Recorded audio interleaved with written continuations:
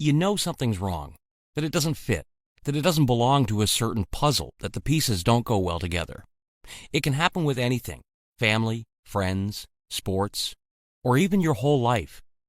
Hi, my name's Alexander, and sometimes I think I won't be able to dress like a girl at school for too long, since I'm a boy in the first place. Let me start by telling you, if I were able to change things, I would do it in a heartbeat.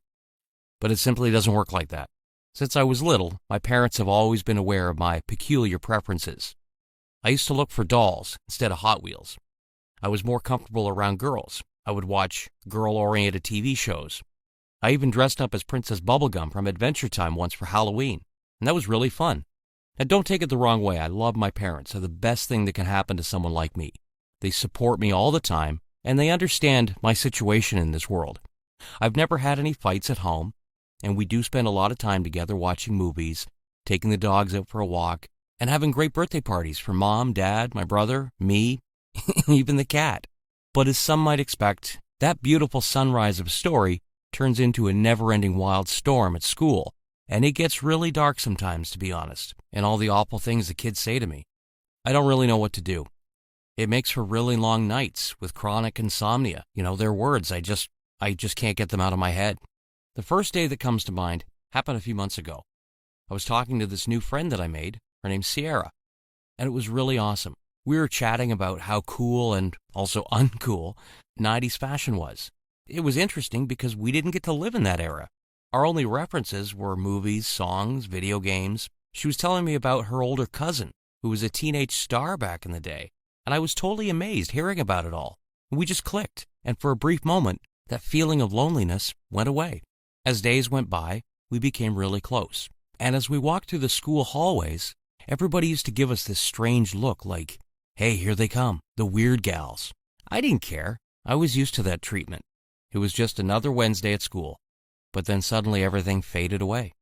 She started to act really weird when I came close to her, and guys just laughed whenever they watched me at school. And I said to myself, I don't know how many times, there's something odd going on. It was just this feeling of, you're going to get yourself crushed once you find out. And it happened, and I wasn't ready. My brother came home one day from school with a black eye and a bruised arm. He was really upset about something and crying, took me into his room, closed the windows and the door, and gave me his phone. He said, "You need to watch this video." And once the clip started, I was just drowning in tears on the floor. Why? Why did she do that? I was a good friend. I cared about her. I don't deserve this.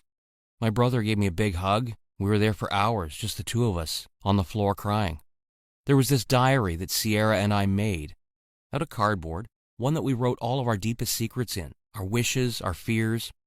We did it because they used to do that in the 90s, and also because we didn't have one of those intimate messages on our WhatsApp chat. You don't know who's going to read that at the end of the day, right? Well, it didn't matter, because Sierra took some of the pages and started to sell them for money. I knew she was poor. I knew she needed help, and I was there to help her. I just can't understand why she would choose to destroy our friendship like that. It hurts, because she exposed my feelings toward my crush, my anxiety in chemistry class, and how awful it makes me feel to be called names all year long. In this video, there's a boy reading all the pages out loud for a group of like 20 people. Some of them are listening, but some of them are laughing. Sierra was part of the crowd, and she was laughing too. Well, that video went viral at school. I didn't go there for a week. My parents were furious. They talked to the principal, and the answers they got weren't good enough for them.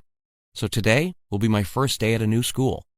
I hope this place will help me get more comfortable in my own skin.